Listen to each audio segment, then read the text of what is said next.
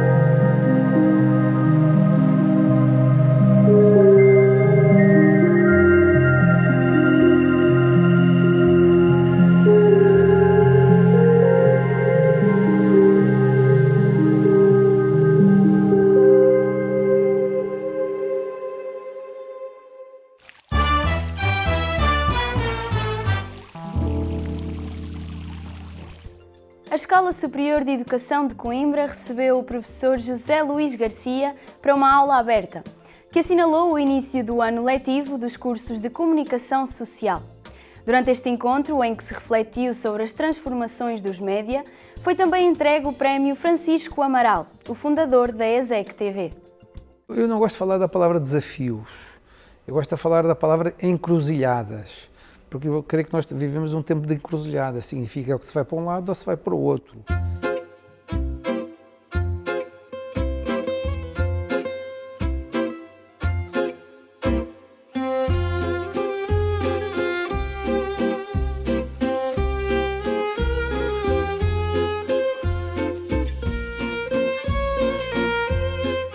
Nós passamos de sociedades antigas, cuja experiência com a comunicação à distância era muito menor do que acontece no nosso tempo. No nosso tempo, em particular a partir, digamos, do século XX e com uma forma muito acelerada na transição do século XX para o século XXI, a comunicação remota, a comunicação à distância, tornou-se uma experiência, digamos, comunicacional muito presente, muito forte, muito intensa.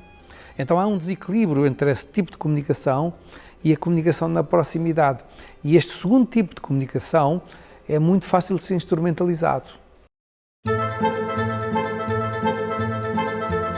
Porque tem uma capacidade de disseminação, não é? Enfim, de mentiras, de percepções, de desinformação, de propaganda, de ódio, não é? Portanto, muitíssimo grandes. Isto não são simples tecnologias, isto são, digamos assim, artefactos, sistemas, não é? Muito mais complexos, são sistemas tecnocientíficos, ou seja, têm ciência, têm tecnologia, têm economia, têm design, têm marketing, portanto são sistemas altamente complexos com implicações, com consequências poderosíssimas. Portanto, isto não vai correr bem, por uma razão simples. Neste momento, qualquer pessoa pode produzir informação.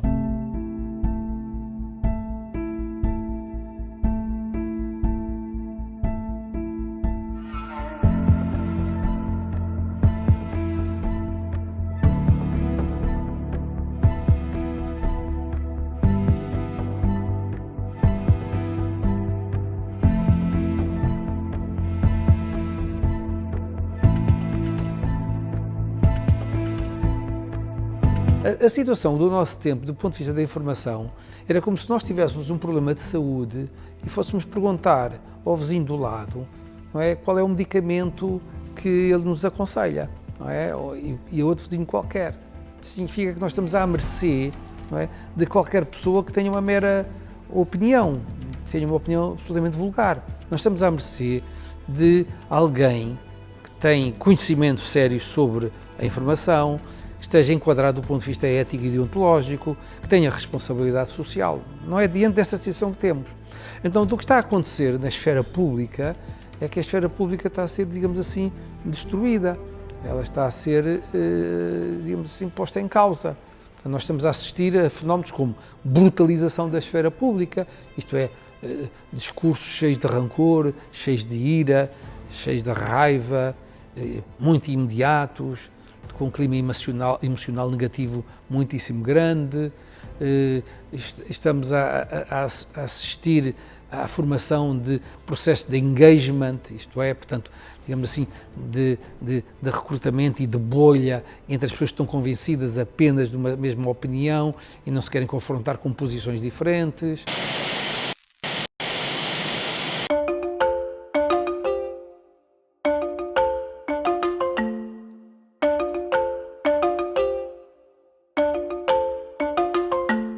O que está a acontecer neste momento na esfera pública é que ela está a ser, digamos assim, destroçada, brutalizada e com isso se destroem também os pilares das possibilidades democráticas.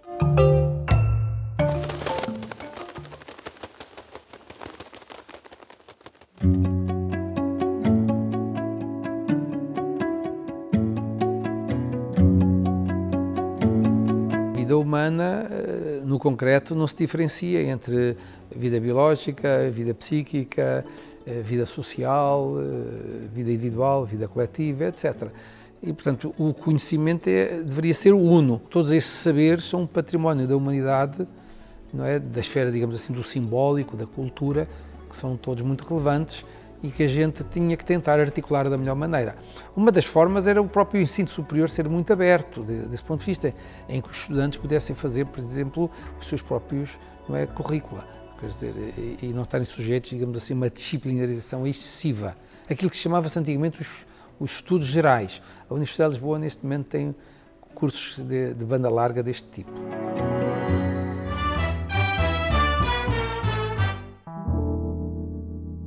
António Vilhena apresentou o seu mais recente livro de poesia, No Ateliê de Deus, antes da criação do mundo. Editado pela Lápis de Memórias, foi nesta livraria que nos encontramos para falar do seu universo poético e escutar alguns poemas.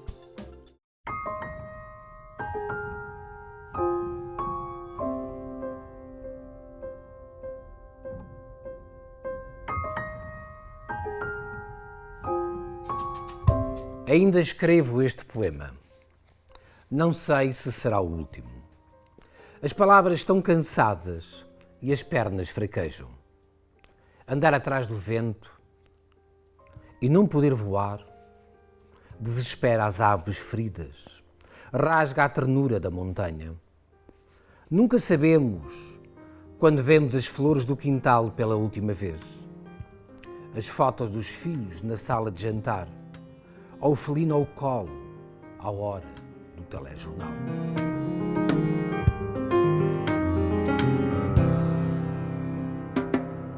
Eu, essencialmente, sou um poeta. Reconheço-me poeta. Natália Correia dizia que não era poeta, sentia-se poeta. E quando ela dizia sentia-se poeta, ela queria dizer aquilo que eu também sinto e quero dizer.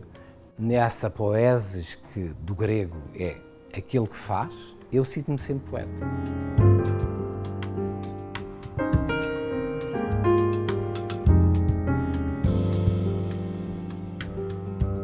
É uma compilação de textos que eu fui escrevendo, avulso, e que ao longo do tempo senti o impulso de os ir organizando por determinados denominadores comuns, ou por temáticas, ou por afinidades culturais ou afetivas, e o resultado foi este livro.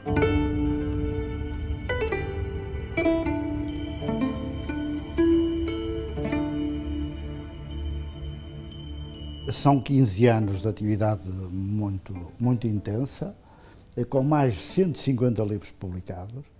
Faltava-nos o espaço ao António Vilhena. O António Vilhena é uma pessoa muito singular, com uma poesia muito própria, que intervém, aliás, em áreas muito diferentes, da poesia à literatura infantil. Fazia sentido estar na lápis de memórias. Todos os dias eu escrevo. Claro que há textos que exigem de mim mais trabalho em laboratório. O caso da poesia, o caso da ficção, o caso até dos ensaios, alguns ensaios. A crónica menos, ela é muito mais a espuma dos dias. Hoje publica-se com uma celeridade que me deixa muitas dúvidas se o autor amadurece os seus próprios textos.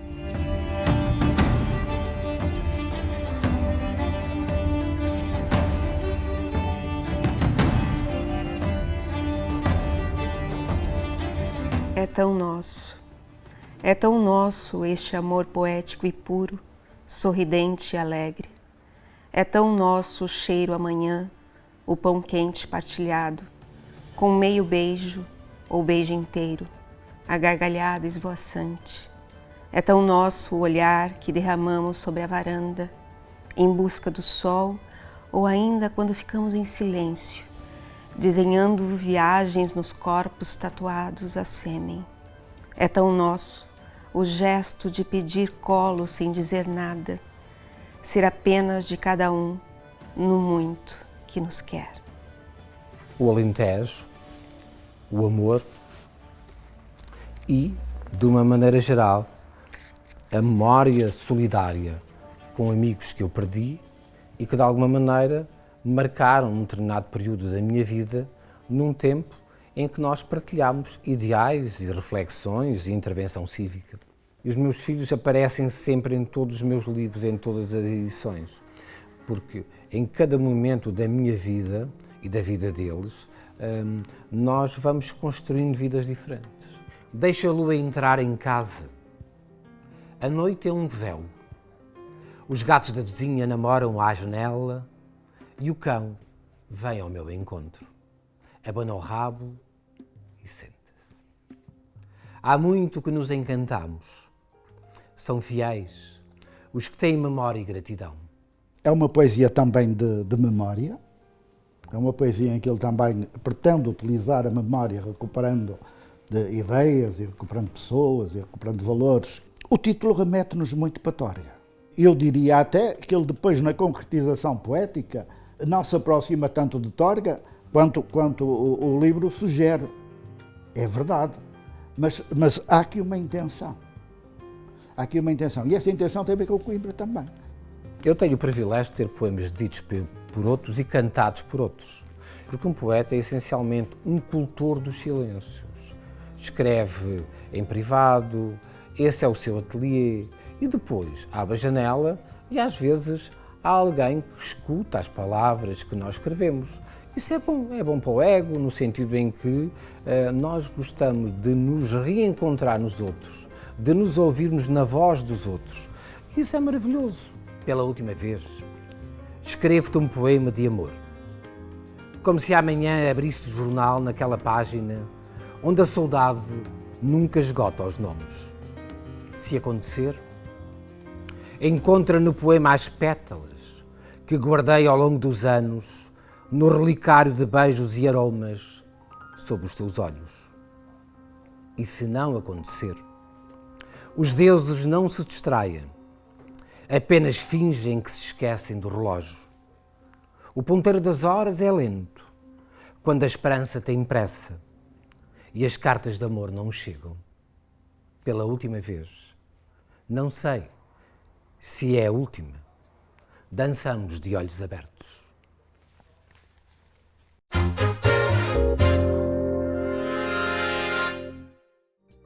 Fomos conhecer o Mal Olhado e o seu álbum de estreia, Os Cães Ladram. O projeto é de João Cardoso em formato One Man Band e foi apresentado na iniciativa Café Curto da Blue House, no Convento São Francisco.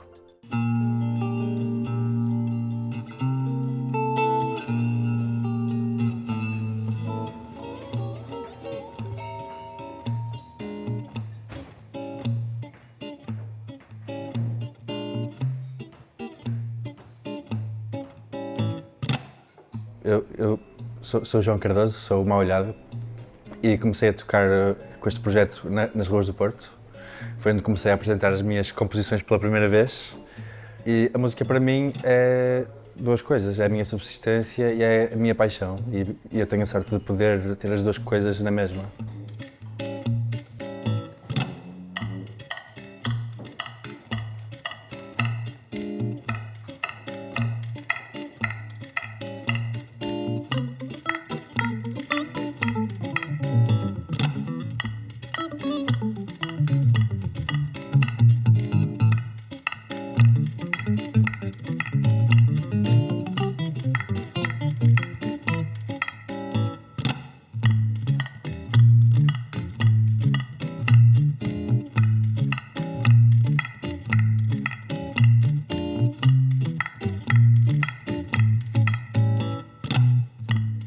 Existem certas pressões a que o músico está sujeito quando está a tocar na rua, que é chamar a atenção das pessoas o mais rapidamente possível.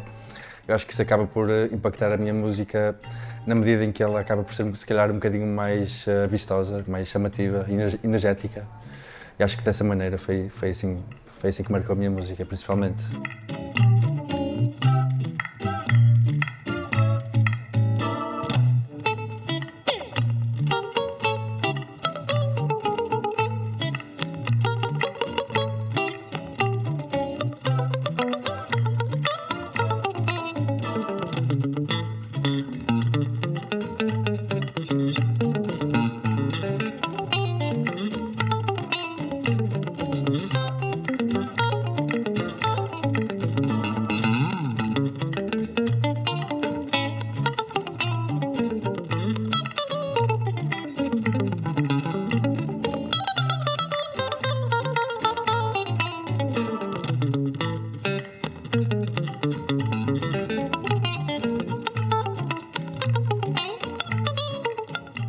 Eu gosto de vários tipos de música, gosto de música do mundo, mas a lente pela qual eu vejo essas músicas é pela lente do jazz. Mas eu gosto muito de fado, de flamenco, de manouche, que é um estilo de jazz francês. Aliás, o guitarrista Django Reinhardt, não sei se conheces, é a minha principal influência, ele era um guitarrista desse estilo.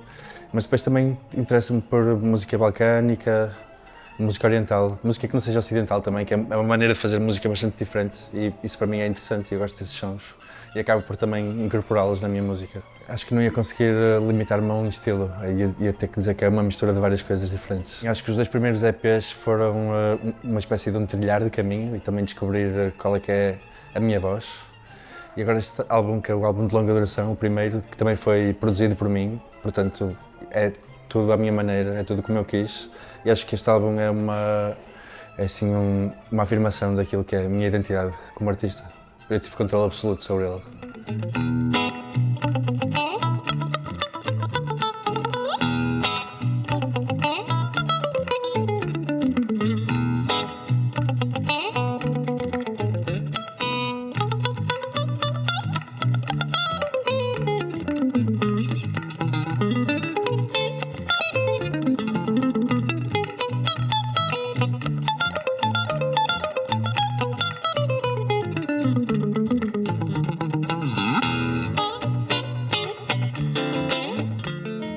pronto, existem esses dois formatos de concerto, que é a solo ou em trio, também depende um bocado da casa e do ambiente, não é? Se for, às vezes num festival um festival maior, com gente mais jovem, então a gente leva o trio para ter uma dinâmica mais forte. E pronto, ou seja, depende, mas eu tenho feito os dois, solo e em trio. Hoje vou fazer a solo, mas vou ter a participação do Ricardo, que é um guitarrista de guitarra portuguesa, que eu conheci há bocadinho pela primeira vez. Olhos Negros, vamos chegar a essa música juntos.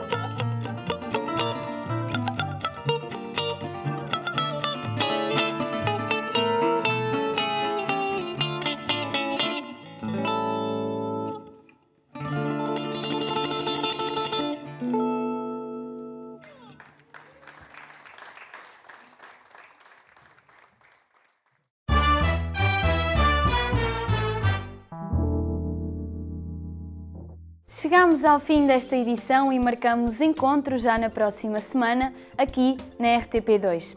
Até lá podem acompanhar o nosso trabalho e rever todas as edições através dos nossos canais e da RTP Play. Obrigada por terem ficado desse lado e tenham uma boa semana.